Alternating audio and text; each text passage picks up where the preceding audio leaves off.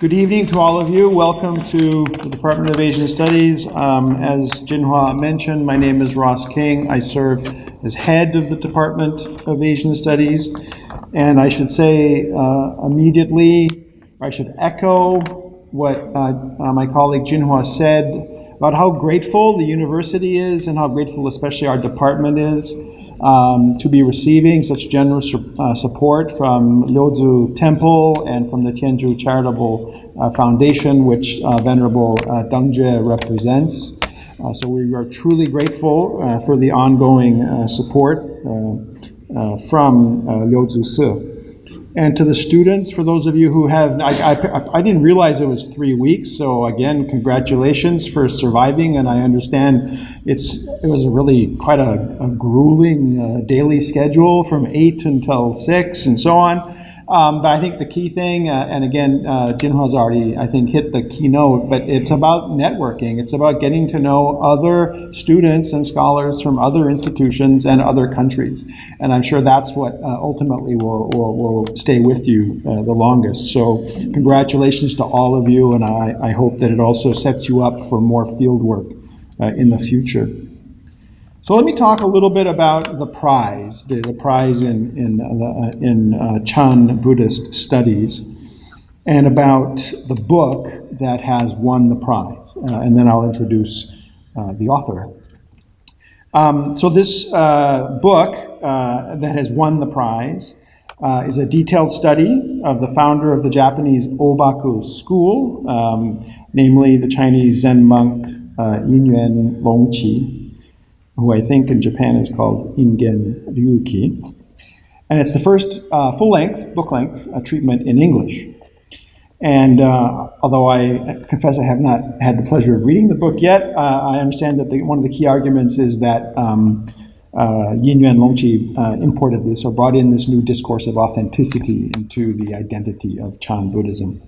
And so the jury that chose this particular work for this prize felt that the book really opened up new opportunities for reshaping Chan or Zen studies in the East Asian context. So let me then say something about the author and introduce our speaker for the evening. Professor Jiang Wu is currently a professor in the Department of East Asian Studies at the University of Arizona. And that's at the campus in Tucson, which I hope to visit someday soon. He received his master's from Nankai University in 1994 and his PhD from Harvard in 2002. His research interests include 17th century Chinese Buddhism, especially Chan, Zen, the role of Buddhist canons in the formation of East Asian Buddhist culture, and the historical exchanges between Chinese Buddhism and Japanese Buddhism. He's published a ton of articles in all the big journals that one would expect to see: Asia Major, Journal of East Asian History, Journal of Chinese Philosophy, Monumenta Serica. And his first book back in 2008 was Enlightenment in Dispute, the Reinvention of Chan Buddhism in 17th Century China. There's the book that he has just won his this prize for on Yinyuan Longqi, but it's somewhat humbling because he's clearly sort of reaching his stride, and as I understand it, you have two books either in press or in progress, nearly finished, two different books on the Chinese Buddhist canon. So a very productive, indeed prolific scholar. So it's a real pleasure to welcome you here to UBC Asian Studies. The title of Professor Wu's lecture is Dilemma and Dogma in Chan Zen Studies: Further Thoughts on East Asian Buddhism in Later Centuries. Please join me in welcoming Professor Wu. Great, thank you again. So I'm going to start again. Yeah, so no problem. So tonight is a big night. As you can see, I'm probably the only person in this room who wear a tie. Right? So easily you can recognize me. And I'm coming from Arizona, Tucson, Arizona. And before my talk, in any great campus like UBC, I always thank the organizer, with Dr. King, for having this wonderful event to bring me to civilization.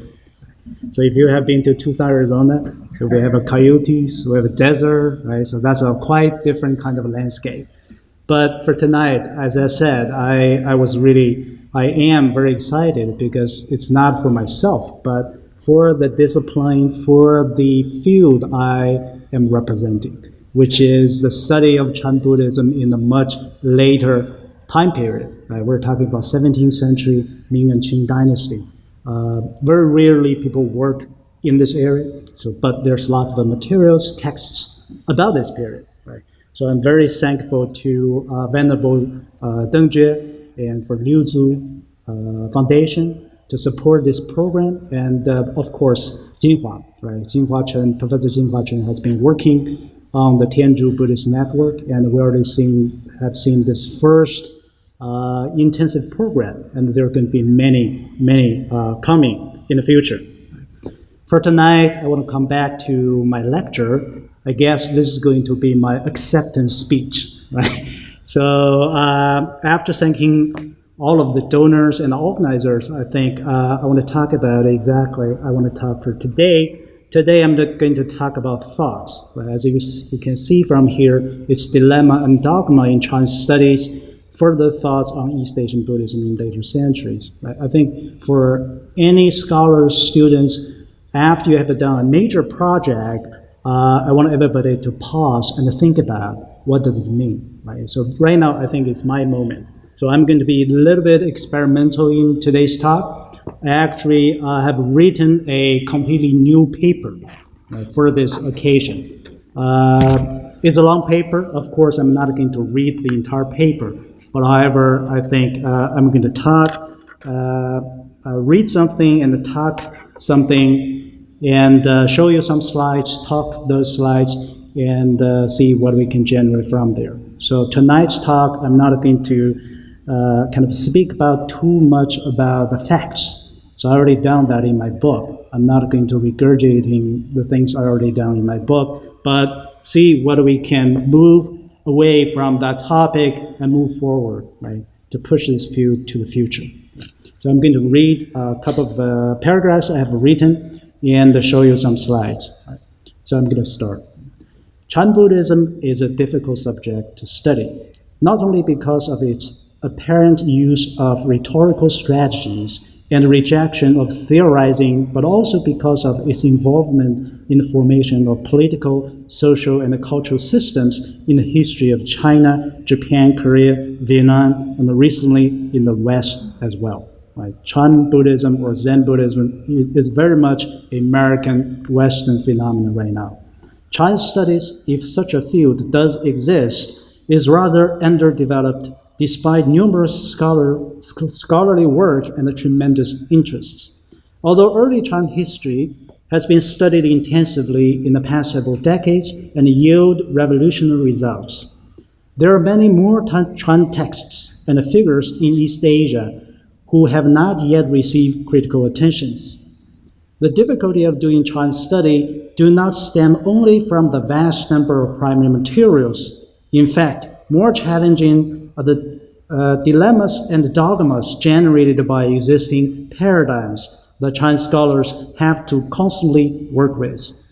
These paradigms have been developed from particular angles of Buddhist scholars, sectarian historiographers, Chan and Zen practitioners, popular Zen evangelists, not mentioning the nationalistic tendency to elevate a branch of Chan or Zen developed in a country as acquiring the essence or authenticity. These paradigms, populating surreptitiously in the various publications about Chan, consciously and unconsciously affect a scholar's approach to Chan history. Critical scholarship is much needed to review these hidden paradigms and repudiate, modify, or revise them to allow the historical truths to emerge. There is no more difficult area of Chan study than Chinese Chan after the Song Dynasty, which is often difficult and marginalized. Not only did many previous scholars view Buddhism in this period in general decline and the recession. So this is Kenneth Chen's work, right? So he wrote a famous book, Survey of Chinese Buddhist History.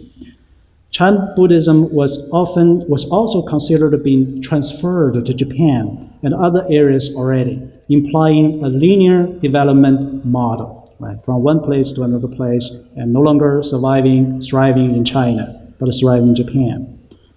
Although Chan Buddhism in other countries during the same period, such as Zen in Edo, Japan, has been recognized as invigorating, Chan studies in China's later centuries remain a barren field. As Bernard Fall already reviewed in his State of the Field essay, this is a quotation, he remarks, studies dealing with Chan during the later period, which means Yuan, Ming, and Qing dynasty, are still too rare.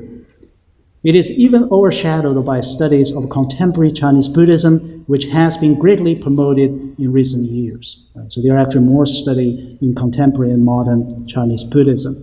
However, the importance of Buddhism during the later centuries, especially the 17th century, need to be recognized because modern and contemporary Chinese Buddhism largely derived from this later version of Buddhism. This is my point. Right? The kind of a Buddhism we're familiar today in China actually all coming from Ming and Qing dynasties rather than its early Tang and Song dynasty.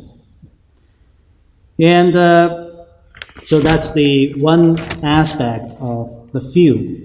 The difficulty thus lies in the fact that the revitalizing Chan Buddhism in later centuries does not fit in any existing paradigm, which creates hopeless dilemmas for scholars like me who want to enter this field boldly.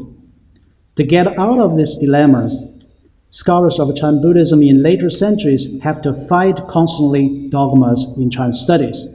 In this paper, from the perspective of a scholar who works on Chinese Chan in later centuries, I would like to reflect upon this situation and hope to expand our horizon for future studies. This is also an opportunity for me to respond to various book reviews published in recent years regarding my books. First one, Enlightenment in Dispute. By the way, people have been asking, this book has been published in 2008, actually, almost 10 years, but there's still no Chinese version. We have been working on the Chinese version, but Dr. King just mentioned that we have been publishing and publishing, so leave this Chinese translation somewhere on the way. But I have been reviewing the translations, Chinese translations. Hopefully, we can publish that at the end of this year or early next year. And the award-winning book, that's this one. Right? So you can see I have beautiful portraits of teachers. By the way, the first portrait, anybody can recognize this monk? So what is his name? Are you familiar with this figure here? Just by looking at this. This, by the way, painted by Japanese painters, right now hanging in Mampuguji, right? Wanfusi in Chinese, in Uji, right? Yuzhi, south of Kyoto, right? So the tradition itself very prominent in Japan, but somehow forgotten in China. So this is Chinese, called Fei Yin Tongrong, right? Fei Yin Tongrong. And I use his portrait for the cover of my first book. In the second book here, of course, that's the subject matter I'm studying. That's the monk called Yinyuan Longqi. And Dr. King already mentioned this is Ingen Ryuki in Japan. So by the way, when I met Japanese friends, I always ask, do they know Ingen? Of course, they don't know. But the second question I ask, do you know Ingen Mame? Everybody knows Ingen Mame because Ingen Mame, which is the bean, the string bean, the daily Japanese food, basically. But nobody knows it's named after exactly this monk. So Ingen, nowadays, Japanese do not write in Chinese characters. So it's Ingen Mame by pronunciation, but however, if you look at the Chinese character, that's this monk. So supposedly, he was the person who brought this being, right, this species to Japan, and it becomes the daily food for Japanese people. Right? So that's how he was important. And his temple, by the way, in Japan right now, there's still about 400 temples belong to the so-called Obakushu. At the peak, during the Edo period, it's about 1,200 temples throughout Japan. Right? So this is the second book. Right? By the way, Dr. King also mentioned my interest in Buddhist canon. We published anthology, the collection of papers on the study of the Buddhist canon. So this is one of them published with Columbia University, spreading Buddhist word in East Asia. Right? So this is one of the one book. Another one recently, last year, we published anthology edited volume on modern Buddhist canon. Right. So we're going to refer to Buddhist canon in today's talk, but that's not going to be one of the kind of a subject matter for today. Right. So I'm going to respond to some of the reviews of my book, and I will first examine how the paradigm decline was generated and popularized in the public knowledge of East Asian Buddhism. Then I will review the validity of the popular constructivist.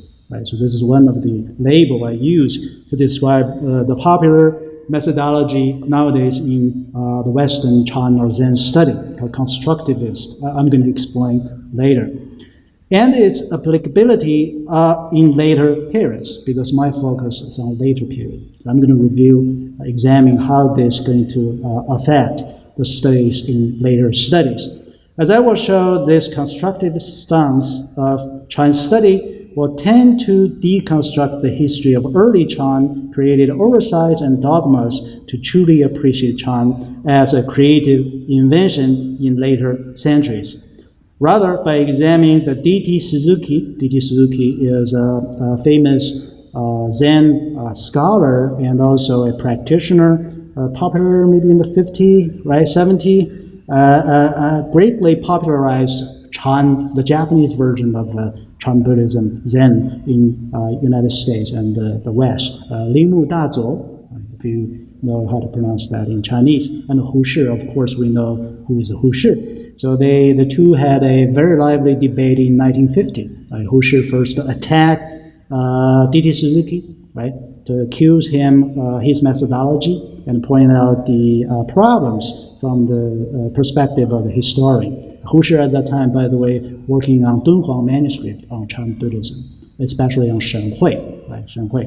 Right? So I'm going to talk about some of that. I will discuss the ontological status. Here I have a philosophical term called ontology, right, which means the learning of existence. Right? Exactly. If we're talking about something exists, that is the ontological question, right? So this question in D.T. Suzuki's response to Hu Shih's attack is about this question: what is Zen in itself, right? So when we study Chan history, we study art, we study texts, we study ideas, but are we going to study Zen in itself? What puts Zen together? Right? That's D.T. Suzuki care the most. Or, right, so we can talk about Zen in itself. Another way to address that is pure Zen. Right? Does pure Zen exist as well? Right? This pure Zen, according to D.T. Suzuki, is beyond and above history. Right? So history cannot penetrate what is Zen in itself. Right? So this means that such spiritual ideals, I call these ideals, right, are truly existence in history and manifest themselves in textual form, right, such as Chan genealogies and koan literature. So koan is the Japanese pronunciation of gong'an in Chinese, which means the public cases. Right? Public case Chan teachers, masters use to train students. Right? So my point is that actually this kind of a question is very meaningful. And in my work, I actually try to adopt some of the methodologies developed from that kind of debate. Right? So based on this understanding of the role of ideals in history, in Chan history to be specific, I propose a new balanced approach to Chan history which allows us to give the Chan Zen ideal a proper place in Chan studies and to go beyond merely debunking history. Finally, I will review some of the major characteristics of Chan Buddhism in this period according to my research and showcase how a new Chan historiography is possible. Right, so that's today's plan. So I have 4 sections. I don't think I can talk about all of them, but I will read some and pass through some of the slides. So now first, the first one is what I care the most, which is one of the lemma I was having and still facing. And that's the narrative of decline in later centuries. So there are various textbook style narrative account of Chinese Buddhism and Chan Buddhism. Right? There are a couple of names which are very famous, familiar to us. Kenneth Chan, for example, Arthur Wright, Heinrich Dümli this century. Right? So I have a slides. I'm going to talk about what they kind of portrayed Zen Buddhism. For example, right? First one, Arthur Wright, right? Buddhism in Chinese History. So this book was published, I think in the 50s, 60s, right? And kind of a standard textbook. But here, when we come to Chan or Buddhism after Song Dynasty, here we have a very gloomy picture here, right? For example, I have quotations here, right? So this is all quotations coming from Arthur Wright. The society of the Song Dynasty and after, in which Buddhism was increasingly appropriated by native traditions, by Confucianism and Taoism, right? And progressively weakened, was a far different society from that of the Tang, right? So it's different, it's declining. This involved, as we have noted, the gradual withdrawal of upper-class interests and a patronage from traditions of Buddhist thought, whose inner vitality has begun to wane. It also involved the development of a pattern of life in which Buddhist ideas and observance have shunned place. You can't find Buddhism actually in the ordinary life of a elite, in common, for the common people there's something else, right? To the degree that this must be viewed as a separate process, affected but seldom decisively by government policies. Right? So government policy also affect this situation. Right? So what's the result? Ultimately, Buddhist, Taoist, and folk religious elements fuse into a almost undifferentiated popular religion. Right? So we probably cannot talk about Buddhism anymore. Right? But however, it's a mixed syncretic popular religion. Right? So let's see another author, right? Heinrich Dümli, right, who wrote a very extensive history of Chan or Zen Buddhism, 2 volumes, already been translated into English. The first one covers India and China. Second one, the entire second book, about 500 pages on Japan alone, right? So the whole book covers supposedly comprehensive history, except what the period I'm interested in, right? The later centuries. So when it comes to that, it's in, I think, the first book. It covers China in chapter 12 and 13, covers Buddhism in Song Dynasty. Here he made a reference in about Buddhism, Zen Buddhism, in later periods. Right? Here is a quotation from his book. During the Ming period, at the latest, the history of Zen in China as a story of the transmission of the mind from Bodhidharma. Right? This is about Zen Buddhism, supposed to be mind-to-mind transmission. Outside of all scriptures drew to a close. After some period, there were indeed first-rate Zen masters directing their disciples along the proven path to Zen enlightenment. Song is okay, right? Some of them have already been mentioned, right? So that's referring to his previous treatment of the early Song dynasty masters. Right? But, continues his remark.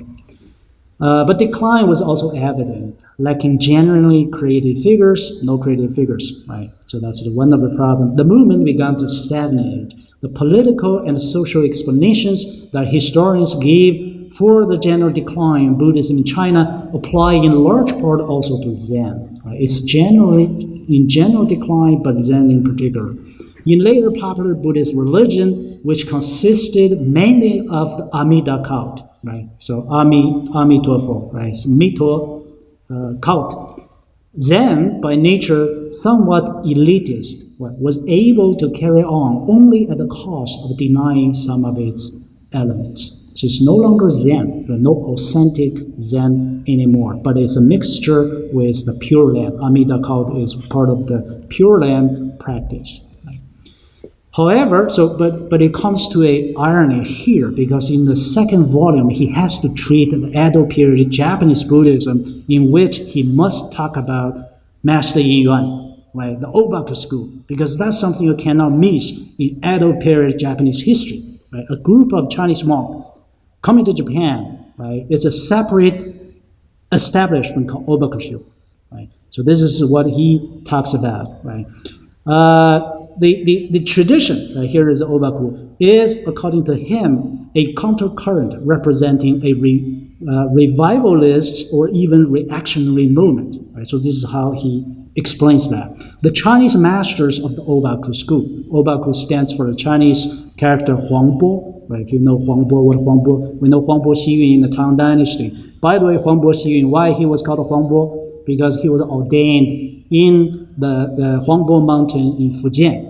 Later he went to Jiangxi, so he named that mountain also Huangbo. So the Obaku actually coming from the original temple in Fuqing in China, at that time called, in Tang Dynasty called Futa, right, Futa. So the Ming Dynasty structure very much revived that Tang kind of a tradition locally in Fujian, not in Jiangxi, not in Jiangxi, right? So here is about the Chinese masters coming to Japan, but he already said it's declining in China, right? So the contradiction is that where we put these monks in China. In Japan, they were prominent, but in China, it's coming from somewhere, but we don't know. Maybe coming from nowhere. So the Chinese masters were not superior to the best of their Japanese contemporaries. As well, we will see in the examples that follow, even though they often bore an air of superiority that was offensive to Japanese sensitivities. The personalities of the monks who came to Japan from the China of the declining Ming Dynasty were not on par with their predecessors of early centuries. So we can see here the conclusion is rather judgmental, right? It's based on a classification of teaching, which means these masters represent only an inferior teaching, right, compared to the early centuries. Right? So part of my book is actually showing how creative and innovative these Chinese masters have been during that century.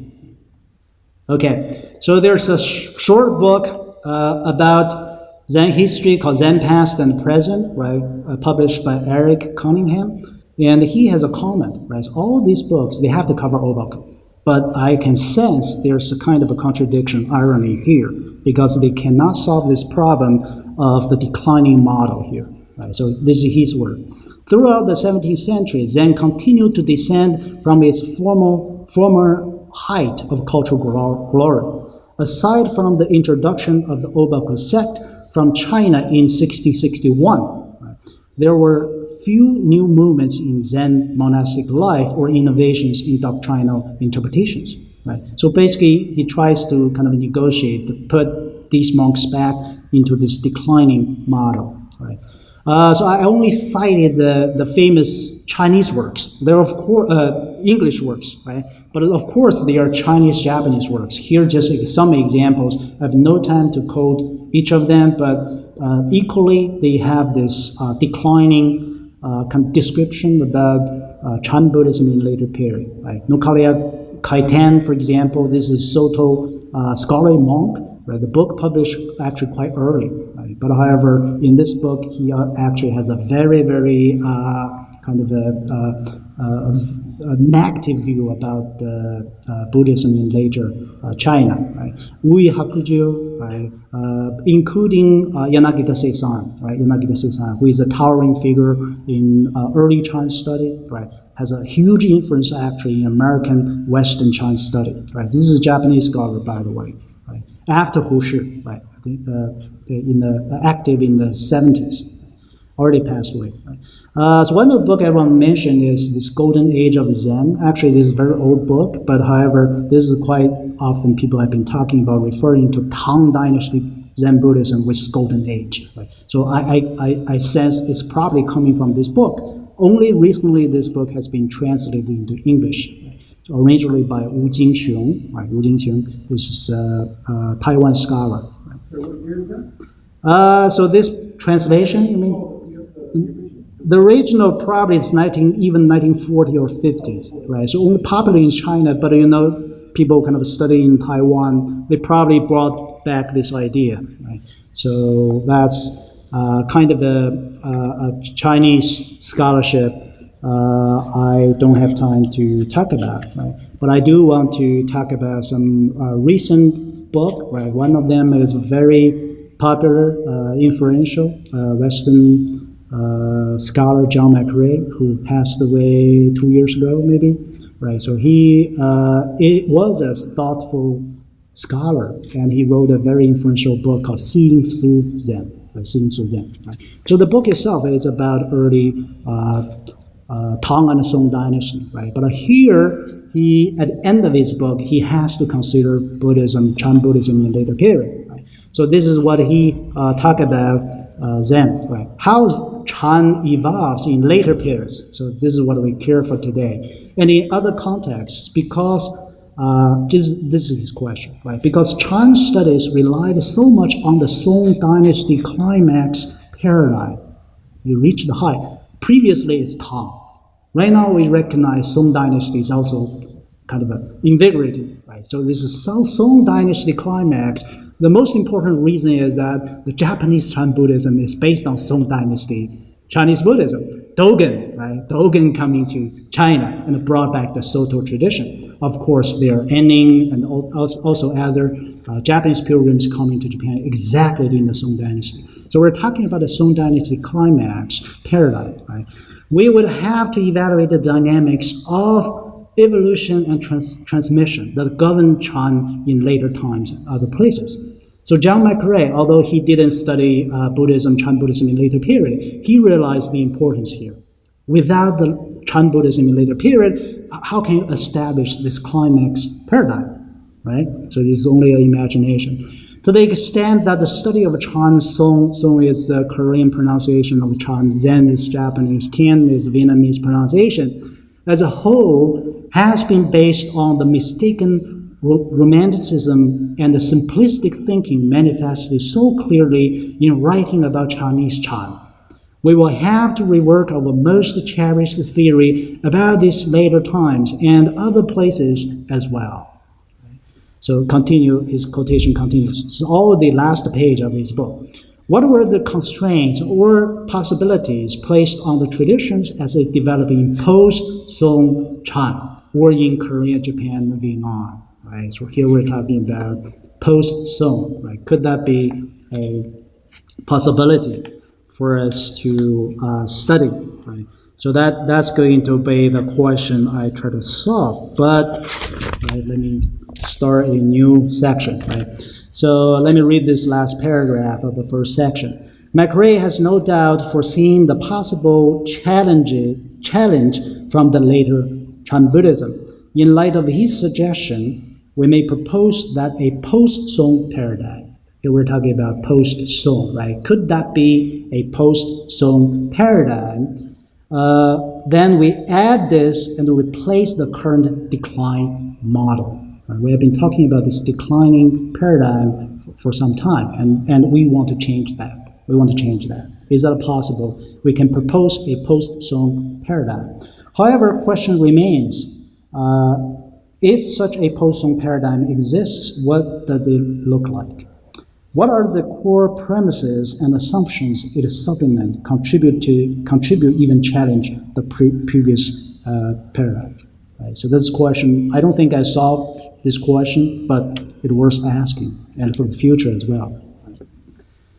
So then I'll come to this important question I'm going to talk about. What is Zen in itself? I mentioned, for me, it's the same as pure Zen, right? So this is, once again, the Japanese notion of why Japanese Zen is superior, because it's pure, right? Because dream, right? Zen, and it represents authentic tradition and ideal, right? So this is why I call pure Zen. And this has been debunked. Right, so this idea has been debunked in recent scholarship because if you look at the scholarship in the modern Japanese history, very much it's the modernist idea to regard the Japanese Zen or the Zen in the medieval period as a pure version of Zen. Right? So the consensus is that there's no such kind of a pure Zen. It's completely created, reinvented in later time period. Right? And D.T. Suzuki is one of the key figures in this movement to create this notion of pure Zen. Right? But here in this section, I'm going to argue it is still for us, right, it's making sense for us to talk about Zen itself. Right? So I will give you the reason for that.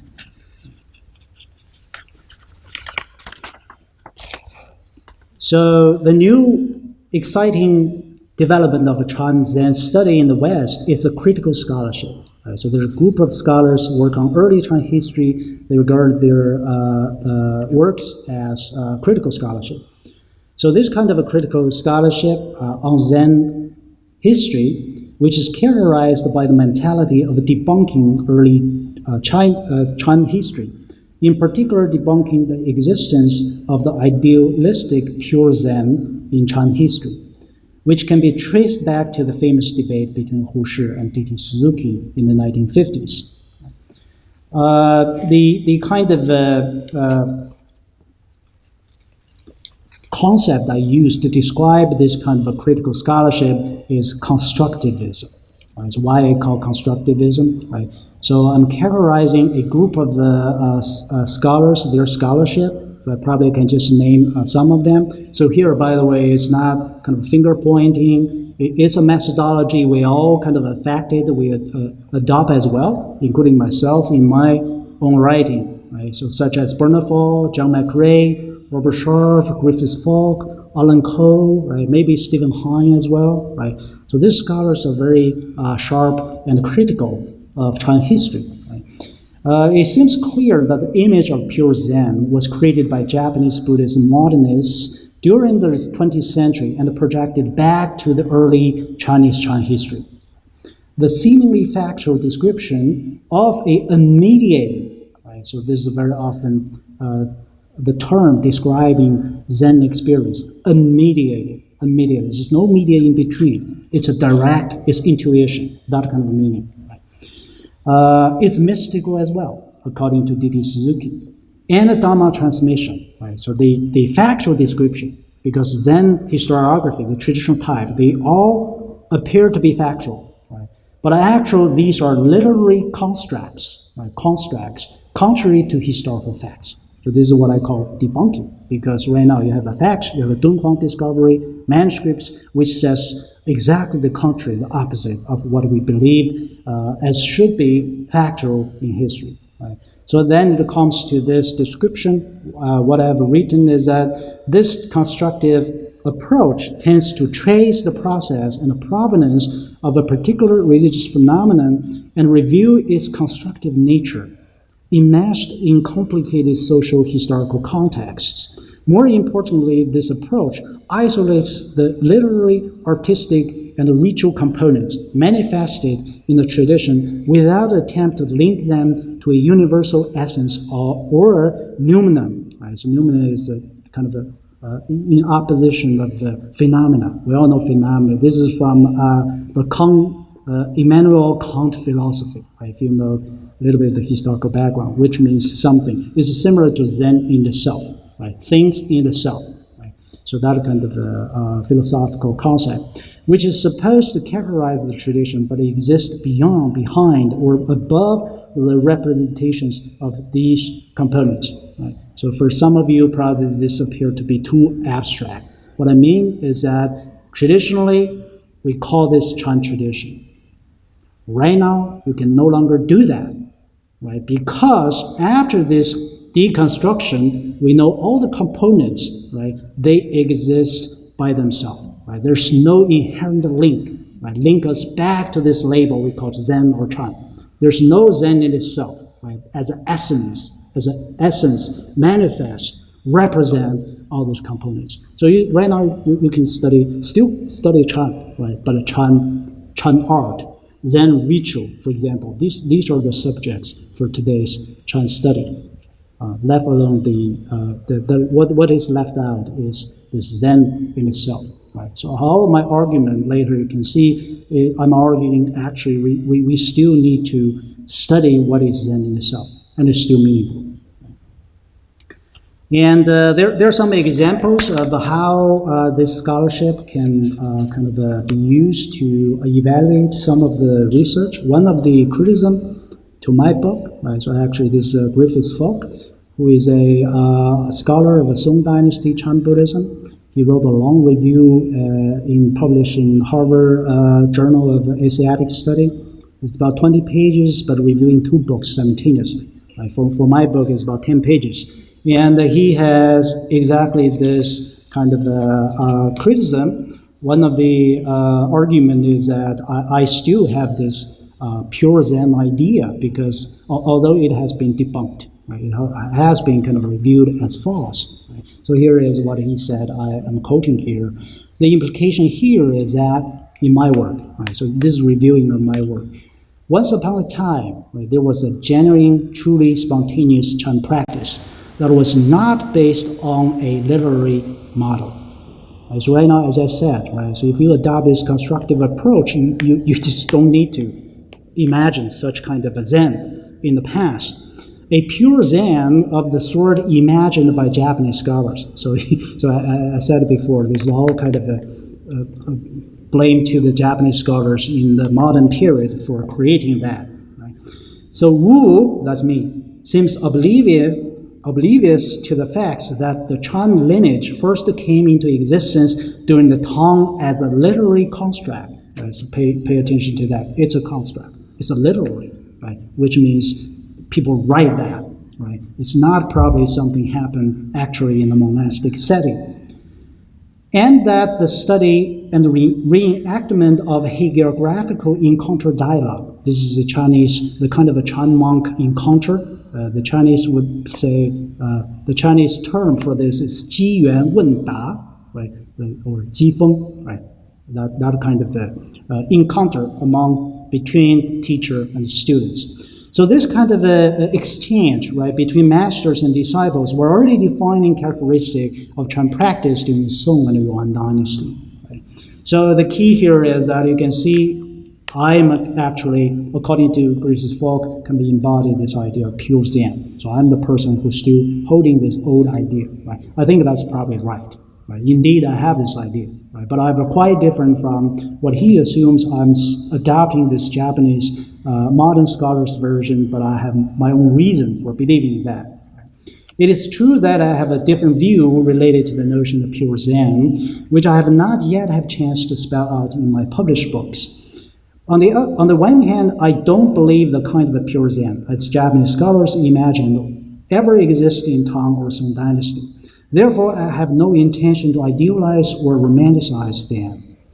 On the other hand, I do believe that the Zen ideal embodying the spirit of spontaneity did exist, right? But I have a qualifier here, exist in Zen texts, right? So in our study, we deal with texts, right? So this is very important for us to locating where we can find this Zen ideal. It's actually in text. We're not talking about out somewhere, right? But however, in the text and in text only. So these can be, however, this kind of Zen ideal spirit of spontaneity can be enlivened in a community composed of historical actors who call themselves Zen masters and made claims about their experience. The reason why they have been called Zen masters and they're teaching Zen, right? They call themselves Zen masters, they're teaching Zen. It's not because of me or Japanese scholars label them. Rather, they made such claim which were consensually agreed within their communities. These claims, often embedded in the texts they allegedly authored or favored, become historical objects worthy of studying. The object of inquiry is not pure Zen, but claims of pure Zen. So here I qualified what I mean here. Right? I don't believe the kind of pure Zen itself is some Japanese scholars envision, but there are claims of such kind of pure Zen. That should be the subject of our study. And these kind of claims, if I use J.L. Austin, who is a philosopher of language, his idea of illocutional speech act. Right? So this is Dr. King must be familiar with this philosopher. And what he's talking about, all the language we use is a speech act. We use, the title of his book is How to Do Things with Words. Right? So it is, this kind of a claim is a typical kind of a speech act. Although pure Zen is not suitable for objective research, but its claims are traceable and can be situated in history. right, in history. So this is one of my kind of a position here, right? And I think this has a lot to do with the debate between D.T. Suzuki and Hu Shih, right? So Hu Shi's view is quite famous right now, right? Hu Shih is a pioneering figure in Chan Zen study, early Chan and Zen study. I think that part, for historical part, that has been covered pretty well, Hu Shi's side, but not enough on D.T. Suzuki's side. Right? Looks like D.T. Suzuki has been the bad guy, right? So having this old-fashioned idea of the Zen in itself, which by itself very abstract, philosophical, and idealistic, right? Here is some of his remarks, right? What he's talking about is the actors and the creators, or the man who is behind the history, eludes the historian's objective handling. He is referring to Hu Shih, right, who can only do the objective study of Zen history. What constitutes his individuality and subjectivity cannot be made the object of a historical investigation because it refuses to manifest itself objectively.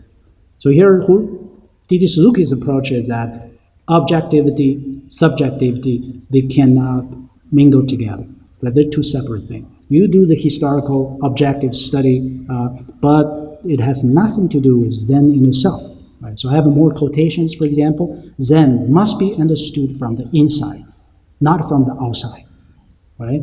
Zen has its own life, independent of history. You guys doing history cannot understand Zen. Right? So basically, that's closed the debate. We cannot debate with D.T. Suzuki. And I don't have time to go through all of this, but D.T. Suzuki has his ideas and ideal, then it is in itself is above history, right? It's out of something, out of the space and time, and we cannot touch it. So we will see, of course, I'm not supporting his idea, but I do believe in some way we can talk about Zen in itself in more meaningful way, right? Meaningful way. So I want to bypass some of the pages to focus on my argument. Right, so this is I wrote a long section on this. Right, so by the way, I want to just mention this kind of constructive approach. For nowadays, when we do religion, very much influenced by postmodern theories. There are a lot of theories going on, but I want to call your attention actually to the anti-theory side. Right? So since we always mention the French kind of theorists, Foucault, Derrida, all the kind of a famous name, but they are also right from the beginning, they are the countercurrent arguing against the postmodernism, especially in the science field, right? Not very much in the humanistic or social science, but in science field. So I want to mention a couple of books and some of the events, right? Only because I came to the United States in 1996, right? So this is a famous so-called hoax. I'm not sure if Dr. King remembers that, but I came here, I tried to learn almost everything. This just came up to be on the news. It's a news headline, and it's about scholar, right? It's about intellectual debate. Basically, this scholar, who is a scientist, published a paper disguised that in a very dense postmodernist theoretical terms, and that got accepted in a journal who published that. What happened after publication, he actually exposed the nature of the false claims he made in this scientific paper in another journal. So that caused the debate. What's wrong with this? The peer review, right? The people who did the peer review in this journal, only because the theory, right? It's only because of theory. It's nothing substantial there doing the research, right? So Alan Sokal himself, he wrote a book about this. And in addition, in the history, social science field, there are other books, right? So I'm going to mention a couple of them. For example, Kai's Winstruter, right? He wrote a book, Killing of History, How Literary Critics and Social Theorists Are Murdering Our Past, right, for example. Right? And also one of the anthology here is called Theorist Empire. You can tell from the name, these are against theory, right? Anthology of dissents, right? So this is about 46 essays collected from various kind of sources and written by scholars, philosophers, and also social scientists. Right? So these are the books you can, of course, they talk about construction, constructivism. Yeah. So what's the problems, right, inherited in those kind of methods? So I'm going to bypass that, right? So it looks like that's going to be a very tedious debate, right? But I do have something. I think I want to read up one paragraph in this section to conclude what I want to talk about, right? So this is the fundamental question I try to tackle in my study of Chan Buddhism, right? Which means to give Zen in itself a place in history. Only expressed implicitly in my published book, right? So I have these implications, I have these beliefs and ideas, but I didn't say that in my book. So I think this moment today is the occasion for me to say that. What I propose is to give Zen in itself a place in the contextualized history and regard it as the textual ideals, right? In my study, I deal with text. I reflect upon the nature of a text. What's the importance of text? I use a lot of such kind of a textual, right? Textual ideals, textual revival, textual spirituality, for example. So these kind of textual ideals contained in the numerous Chan texts and only reified in linguistic expressions such as claims to achievements such as enlightenment, lineage succession, etc. These ideals do exist, but not in the actual physical world. They're not in the actual physical world. You cannot see that, touch that, or experience that, but in the abstract form in relation to the textual format and the active textual community. As here is another term called textual community, right? By the way, in one of the Jinhua's project, cluster, right? So am I supposed to lead this cluster called early textual communities, right? So this is the kind of another theoretical term I used in my book to interpret how this kind of a Zen itself, Zen ideal, actually evolve in history through the actors, through community, right? But I have no time for me to explain here. The active textual community whose members, so these mostly monks, encountered these texts intimately and try to offer various interpretations in various creative ways, not just doctrinally, but also literally, poetically, and even performatively.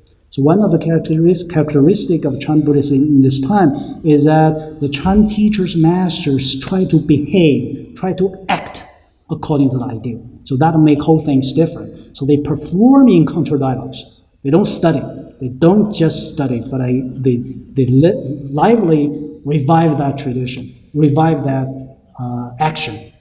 To put it into a historical perspective, the visible demonstration of such textual ideal can be only seen in certain historical moments in which active interpreters, here monks and literati, of the text release, right, I put a quotation mark here, they release the ideals from the texts and made these claims about these ideals, right? So that's one of the positions I want to make clear, right?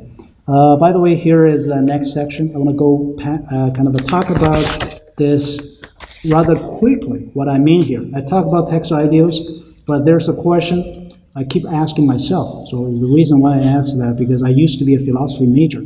So one of the questions we always ask is the existence, ontology, right? So if we talk about Zen ideal exists, where we can find it, or where it is, right? So I came up with this idea, right? It's a textual double, right? So this is another idea called textual double, which means a parallel world created by texts within the texts.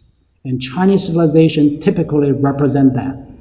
So even the reality can be destroyed many times. As long as we have this double exist, we can always revive the Chinese culture, Chinese tradition, right? The Zen is part of that, right? And to put it further, I have this idiosyncratic idea, right? To call this kind of ideals, doubles, objects of world three, according to a philosopher called Karl Popper, right, who is a British philosopher. I'm going to talk about what I mean here. Right? So first about the idea of a textual double. Right? Once again, this is not my idea.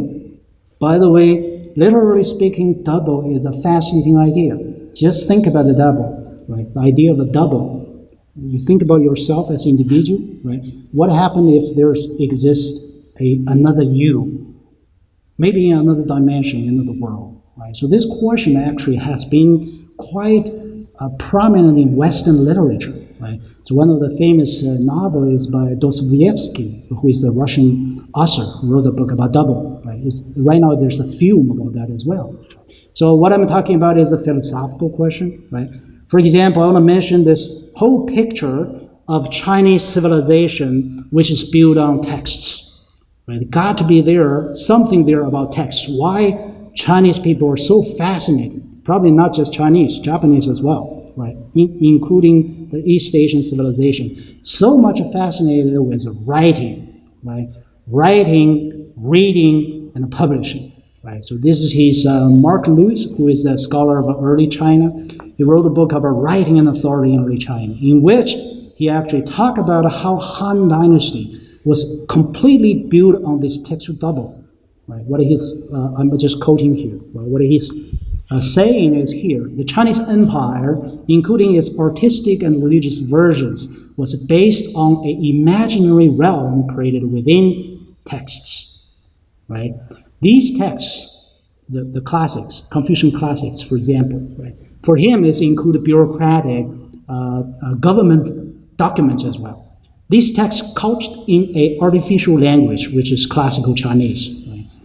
Above the local world of spoken dialect, this is one nature of Chinese civilization. Above, we have this classical Chinese, but beneath that, in each locality and the region, there's a dialect, right, which cannot be penetrated by people outside that region. Right?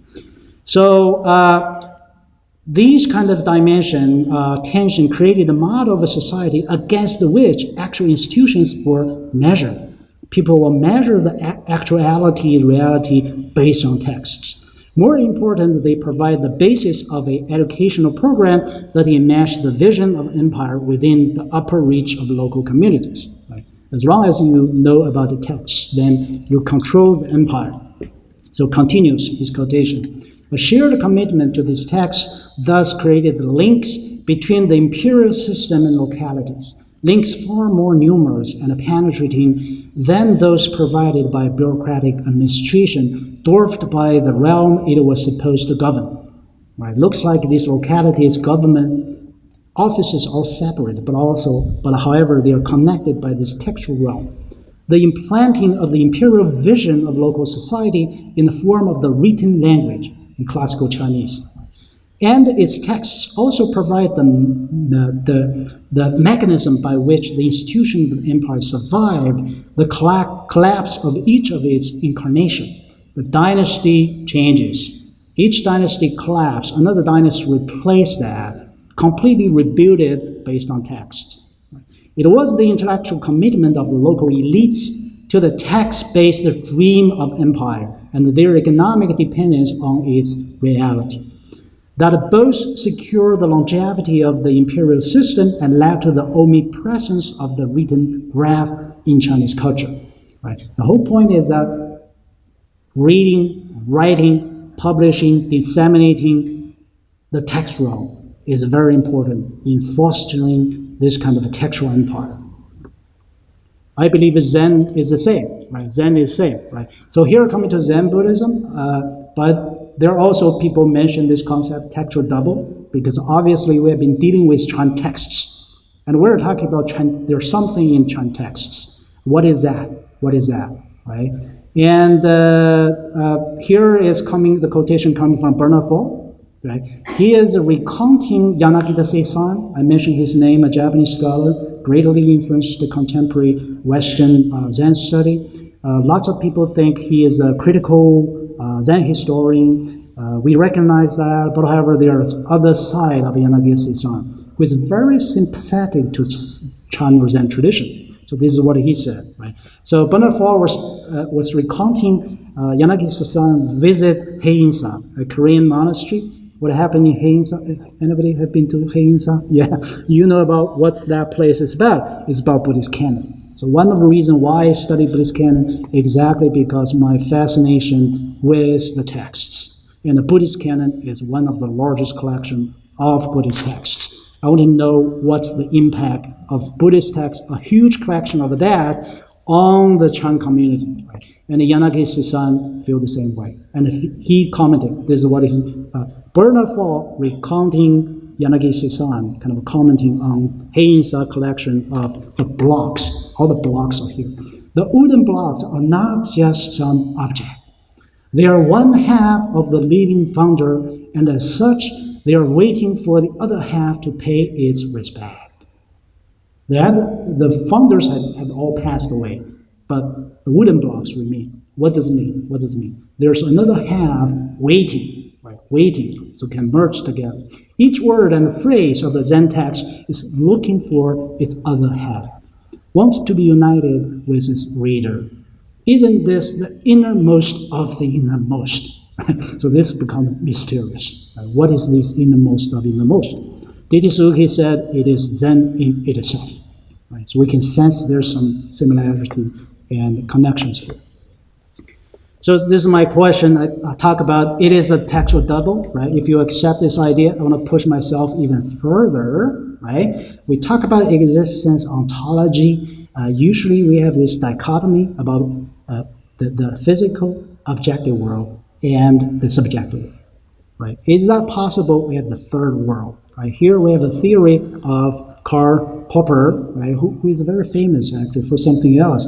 He wrote many books, philosopher. Right? His most famous one actually is Open Society and Its Enemy.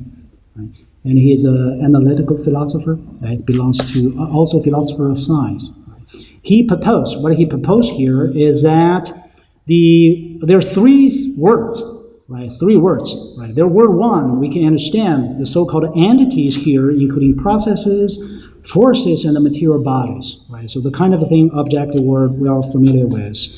And the mental state, what's going on in our mind, can be the word two, right? That can be accepted. And then he has this very controversial concept called word three, right? What is word three, right? Word three objects are man-made, but autonomous and objective as well. So how that exists? How can that exist, right? So here it comes with text, or books to be more specific. Whenever I say text, it's not in the sense of postmodern abstract text, but it's a very concrete, physical kind of existence, either as a manuscript, published book, or maybe on the stone, right? Stone carvings, for example. So we have to think about text in its totality, right? So they existed, right? Which means the word three object, even independently from their physical embodiment. Therefore, this is a quotation from Karl Popper. A book, right, is a physical object, right? So if you read the book itself is a physical object belonging to word one. Therefore, it belongs to word one. But what makes it a significant product of the human mind is its content. How about its content right now? That which remains invariant in the various copies and the editions.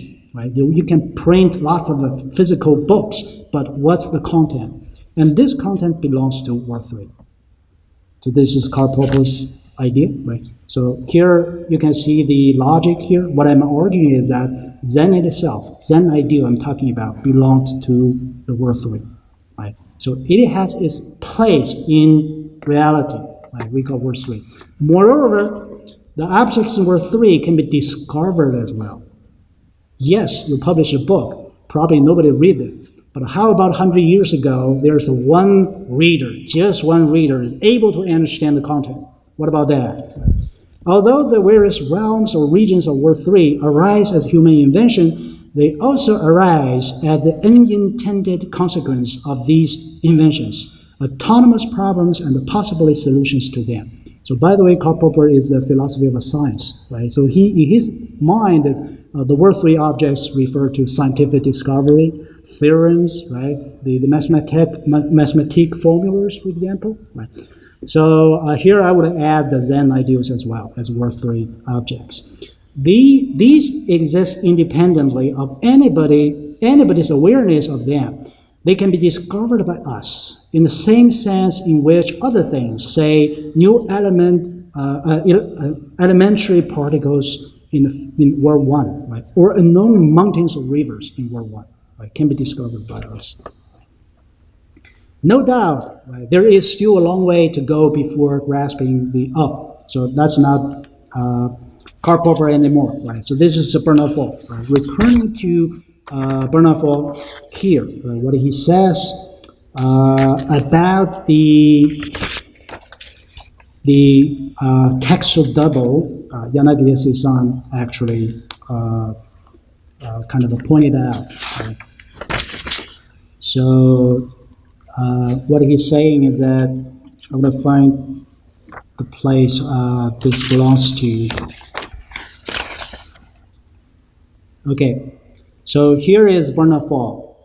In his review of the field, already sensed the need to incorporate the Zen ideals into our historical research of Chinese history. Right? So I'm saying not just myself, but other scholars also feel the same way. Following the comment on Yanagida-san's visit to Hainsa, coming from the same source, Bernard Fall remarks. Right? So this is his remarks. No doubt there's still a long way to go before grasping the implications of innermost of innermost. This is Yanagida-san's only word, to which Yanagida seems to invite us. What is sure is that the historicist approach which has prevailed until now is no longer sufficient. It's not enough. It's good, but not enough. But there's also no question of us falling into the kind of ahistorical mysticism to which Suzuki claimed to convert us. So this is D.T. Suzuki, who believed there's a Zen in the self, right? So I don't believe it either, by the way. But however, there's something lacking here we need to feel. An ideological critique is more than ever necessary, but it must take into account religious motivation and not simply treat them as typical cases of false consciousness. For this, we need to consider Chan Zen as a total social phenomenon, to place it in its various contexts, cultural, economic, social, artistic, ritual, essential, no longer merely political. Right? So this is what he talks about. And coming back to text double, right? So this text double cannot be a mere object. It is a ritual shifter which allows the fusion of horizon aimed at by any researchers worthy of its name. In a sense, the wooden block, right, back to Yanagida-san, the wooden block quietly sitting Hainsa, or the negative of the collection from the Founders Hall. Here he's talking about Zhu Tangji. So this text only survived in Korea, by the way. The later Chinese Zen Buddhists, they all ignorant about that, but however, only survived there. And I'm the positive. So here's talking about the two sides, right? Negative and positive. As with man and woman, where each forms half of the body in search of the other half. I roamed about for a half a century in search of the other half of myself, right? So this is one of the very inspiring remarks. So we need to consider that as historians, right, what is going on in our research. Right? And here comes how I deal with that. Right? I've been talking about all these abstract ideas. Now it comes to my own study, and I want to conclude my talk with this one last section. Quickly, I'm going to review what I have done in my two books. Right? Not just the award-winning book, but also my previous publication, which is about Chan or Zen in the world of 17th century East Asia. I have admitted that I have written two complicated books. Right? These two books, by the way, are very complicated. Right? I appreciate the reviews these two books received after its publication. These reviews, limited by space they were given in academic journals, often tend to summarize the chapters and focuses on some aspects of my works. However, as I have described in my previous discussions, I do have a large picture of the history of Chan Buddhism during the period and the theoretical methodological concerns in my works. Right. So I've said some in my previous talk. I want to take this opportunity to reflect upon them. Although my books appear to be historical and contextualize the study of the revival of Chinese Buddhism, especially Chan Buddhism, my central thesis is to document the realization of the Chan textual ideal in East Asian history. Here comes the secret hidden agenda. In addition to attributing the rise of Chan to its social and cultural conditions, I intend to review how the Chan ideals were revitalized by historical actors, in this case, a group of enthusiastic Chan monks. I believe that Chan texts, coming to the keyword into this talk, which is textual. Chan texts contain textual ideals which can be expressed as claims to the enlightenment experience, linear succession, etc. These claims have the power attributing to the ideals they embodied. These textual ideals exist as textual doubles dormant in history, but could be activated, attempted to be put in reality in particular historical moments. We just need the right time. There are historical moments we can find those textual ideals as worthy objects. One of these historical moments came during the late Ming Dynasty. Here comes the late Ming 17th century. In my first book, I've studied the special moment and repeated in a summarized form in the beginning in my second book on Yinyuan. So this is the book we're talking about for today. These include the formation of a syncretic Buddhist culture, the Buddhist textual revival, the rise of Chan Buddhism, gentrification of Buddhist clergy, reinvention of encounter dialogue and Dharma transmission. All this you can refer to my book, Leaving for the Rising Sun, right? The book about Yinyuan, page 22 to 28, in which I have a very short summary about the major findings in my previous book. Each of them constitute the necessary conditions for the historical movement when Zen ideals were enlivened. Chan history at the moment of change is thus unfolding of these ideals arising from collective consciousness and mentality. Right? Here I didn't talk too much about mentality, the concept, which is very much theoretical as well, because one of the French historical tradition is called Anno School. Right? It's represented by some of the historians aim at starting mentality, right? Collective consciousness. Such consciousness and mentality was generated from intensive reading, writing within various textual communities. Here I'm emphasizing reading, writing, the activities here. So the ideals I'm talking about is not isolated. It's not isolated. And bounded by textual exchange along a communication circuit, right? So there are communication circuit connecting these communities. So once again, this is not my concept. There's a European historian called Robert Darnton, who right now is probably he retired. He was also the chief librarian, the head of the Harvard Whiten Library, I believe. Right? At one point, he was appointed as a director. So here is a description of the real historical process and patterns of revival, which I have particularly explored in my first book. First, there was a major institutional disruption of Chan Buddhism in early Ming, right, during which Chan Buddhism was cut off from the society and gradually lost its distinctive identity, characterized by the obscurity of Dharma transmission and ceased to document them in Chan genealogy. Right, so there's a major gap in history. The revival, as I see differently from many other scholars, started with textual production, such as a printing of the Buddhist canon. Here comes the canon. The reason why I'm so fascinated with Buddhist canon, because this is right in the beginning, when Buddhism, Chan Buddhism was revived. The Jiaxing Zang, right, Jiaxing canon, right? So this one has a complicated history in Japan as well, because I mentioned Ingen Ryuki, right? Yinyuan Longqi went to Japan. He actually brought this canon to Japan, and it was reprinted in Japan as the Tezuken canon. So one of the major modern publication project, right? Tezuken Dogo is a very famous Edo period monk, right? Not just for printing Buddhist canon, but for social relief as well, right?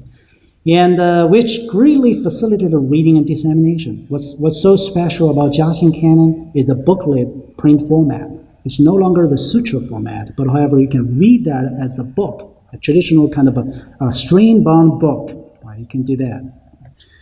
The trend of rereading Buddhist scriptures and the classics stemmed actually from outside the Buddhist world, right? Literati. Here I'm talking about Wang Yangming's movement, Japanese called Oyomen, right? It's very famous in Japan as well, whose followers facilitated a favorable mentality towards Buddhism. They liked Chan Buddhism in particular, especially reading Chan texts. These Chan-minded literati, such as representatives of the mad Chan Li Zhi, right, so this is one of the laming figure, display the tendency of what I call textual spirituality. Right? I don't have time to explain this one, but I have a paper on textual spirituality developed in Li Zhi, right, this Confucian Buddhist follower, and it's going to be published probably pretty soon. Right? Such a reading, I'm talking about all this stuff from reading, printing texts, and people read that. The reading was brought into the monastic community and promoted the radical interpretation of a Chan based on textual ideals. Right? So then it becomes Chan or Zen because people read those, revive the textual ideals.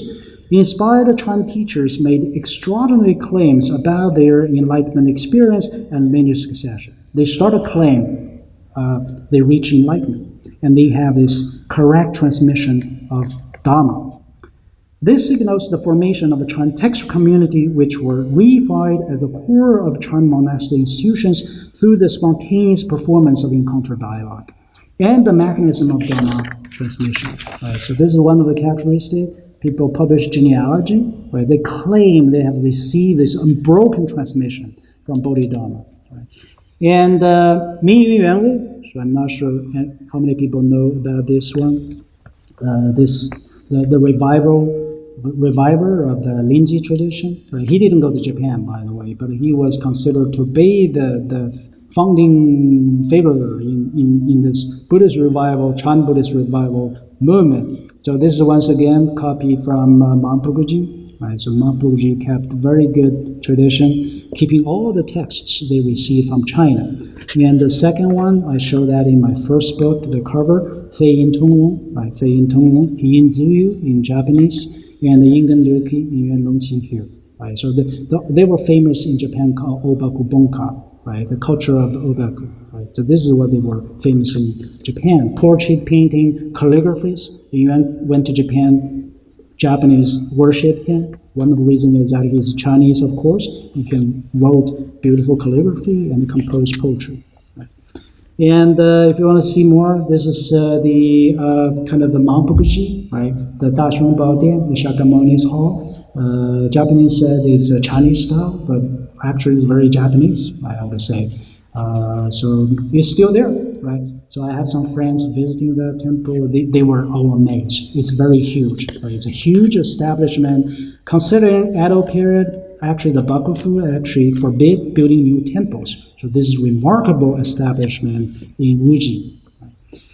So these were examples of the monks, right? Just 3 of them, but there are many more, by the way. They all claim to receive Dharma transmission, who quickly spread the new movement in China and other parts of East Asia, not Japan, but Vietnam as well. Each of them has extraordinary stories of coming to Chan Buddhism and eventually converted to Buddhism. A shared commonality is that they all had an intensive reading experience of Zen texts and were greatly inspired by the ideal contained within them. This moved them to act by themselves, to react spontaneously in the situations which they saw fit to demonstrate their spirituality. The lively performance of encounter dialogue and the strict practice of Dharma transmission were one of the characteristics of the monks in this period. They all argue the Dharma transmission has to be real. It's not a false claim. A lot of people made false claim, and they debate about that. What is your evidence? They want to see the evidence to prove it is authentic transmission. Of course, it's very much impossible because I've been mentioning there's a gap, major disruption in history which prevent them to do that. But they all present kind of a pretend to do that during the 17th century. So Yinyuan, right? So here we talk about the monk I'm studying here. Yinyuan's success in Japan further proved the power of the Zen ideal and the claim of authenticity. The title of my book, the subtitle is Authenticity Crisis, right? Exactly because he claimed so much, he represents the authentic transmission from China. He arrived in Japan with no political or economic resources, right? No money, right? No political support, but only with one claim. What's that claim? The authentic transmission of Linji or Linzai Shoshu, right? the Rinji Zhengzong, right? Rinji Zhengzong. Right? So this shocked the Japanese. Right? Nobody can claim that in Japan, but this group of monks can do that. And they created a whole new kind of a scenario for Japanese Buddhists. And later, all Japanese Buddhists, they did the same. They all claim they are the authentic transmission of Rinji. Right? Indeed, the historical circumstances in China and Japan were quite different. Japan experienced the transition towards the Tokugawa rule and a more strict administration of religious affairs. The Chinese and the Dutch were restricted in Nagasaki, Changxi. Right? However, Yinyuan and the Chinese monks were exceptions. So they should be in Nagasaki, but it eventually end up in Kyoto. Right? This is extraordinary, right? Extraordinary. Despite the opposition and the adversities against them, they were able to move out of Nagasaki and settle in Kyoto, the political and cultural heart of Japan. While describing the triumph of the ideal, I'm pointing out the inherited contradiction of the movement as well, and the irony of their invention of Chan Buddhism. On the one hand, they claim to be Chan masters. They all claim to be. On the other hand, the reality is already the mixture of practice.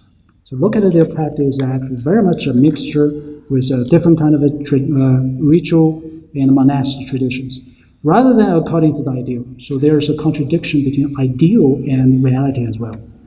This is why I describe the situation in the 17th century as the authenticity crisis.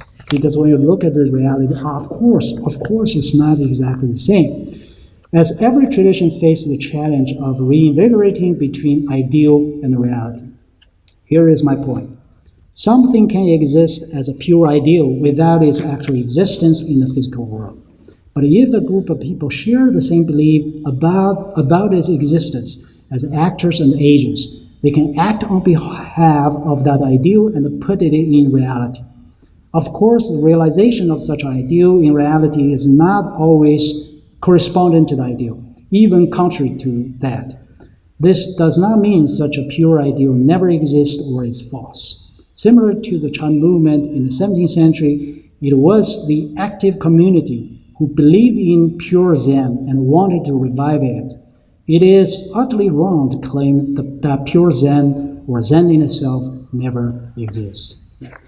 So here comes the conclusion, but before that I have a kind of a map showing the distribution of this tradition, not only in China, but also you can see it extended to Nagasaki, Kyoto, and also to Taiwan, right, basically, right? So the Obaku tradition in Taiwan, there's a presence in Tainan as well, and all the way along the coast to Vietnam, right? So monks going to Vietnam at the time as well. So this is Obaku Ingen, right, dressed up in the costume designed by the Bakufu. They dress up there.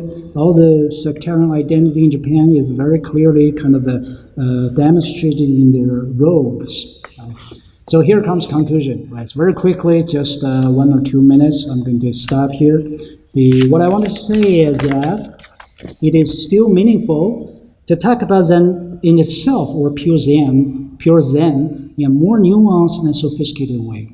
Without isolating or idealizing it from its context, I believe they are the World 3 object, in Karl Popper's term, at least necessary ontological postulate and hypothesis without which it will be difficult to study religious phenomena without the risk of reductionism. Unlike Suzuki, there is no need to pit Zen against history. It's not necessarily kind of in battle, in opposition. Subjectivity against objectivity, assuming Zen in itself as pure experience, unmediated mysticism or prajna intuition. Right? This is D.T. Suzuki's word, prajna intuition. But our object of research is rather prajna claims. Right? I've been talking about, we study claims, which have their role in human process. Right? We are still very humanistic, right? And are part of the history making. I call my own approach balanced. That's probably is the wrong word. We can call that eclectic because it's in the middle. Because it mitigated the tension between inner and outer. As a scholar of religion, we always kind of try to struggle within ourselves. What's the insider, outsider, subjective, objective. practitioner, historians, Suzuki's follower, Hu Shi's supporter, right? So all these, I consider myself kind of falling in between, right? And Bernard-Frost's Chan Insight and Oversight remains a fundamental work regarding the methodology of Chan study. Many new methods were proposed to approach China Zen. However, there's also a positivistic tendency he felt is overcritical. Right? There's some critical scholarship is overcritical. As he pointed out in his review of Chan study, okay, so I think it's here. He was he made remarks, right? And the originality of Yanagita Seisan's position. Here, once again, we talk about Yanagita. I have been talking about Yanagita Seisan has a similar kind of in-between position here, right? He soon asserted itself, right? When he criticized the excess of historical critiques of Chan made by Sekiguchi Shindai, right? Guankou Zhenda, right? So this is a Tentai historian, Japanese Tentai historian, who insisted on showing that all the histories of Chan are fraudulent, right? It's fabricated. For Yanagita, although traditional Chan historiography cannot claim the status of a truthful narrative, can it be dismissed as an empty fabrication? So I don't want to say that. I don't believe these are fabrication, even they are contrary to facts. Yanagita Seisan criticized both the mystifying narrative of the history of the lamp and the demystifying history of historicism, and attempt to emphasize the religious creativity of those inventions. So I believe in that as well. These are inventions, but very creatively. So he's Shoki Zenshu Shisho no Kenkyu, right? So 初期禅宗史的研究 though it's a rigorous application of a textual criticism to belong in the historical tradition, but Yanagita takes care and nuance his position in the preface to his work. Right? So there's something else we overlooked about Yanagita Seisan's approach. Right? Just one more paragraph. For me, by emulating the balanced position and scholarly excellence of Yanagita Seisan, I have done nothing other than recounting the history of the unfolding of Zen ideals in later centuries and challenged the prevailing academic discourse of decline with my work. So I already showed that it's not a decline. I feel extremely satisfied when I read the last paragraph of Griffiths Folk's long review. I mentioned Griffiths Folk made a long review. I think this paragraph actually makes me very happy. Right? It is something about Chinese Zen in the later century. This is what he said. The final impression I take away, this is Griffiths Folk, from these books, right? So one is my book, another one is Natasha Heller's book on Zongfeng Mingben, right? Is that after all, the Chinese Chan tradition was pretty consistent. It didn't stop at the Song Dynasty, and consistently impressive in the masters it produced, right? Not just Tang and the Song Dynasty. Sorry about typo, right? From Song time all the way down through the Ming, right? You can see here, this is the highest regard, I think, and appreciation from the scholar of early periods. I'm glad that my work played a role in changing the assumptions about the later centuries. Thank you very much.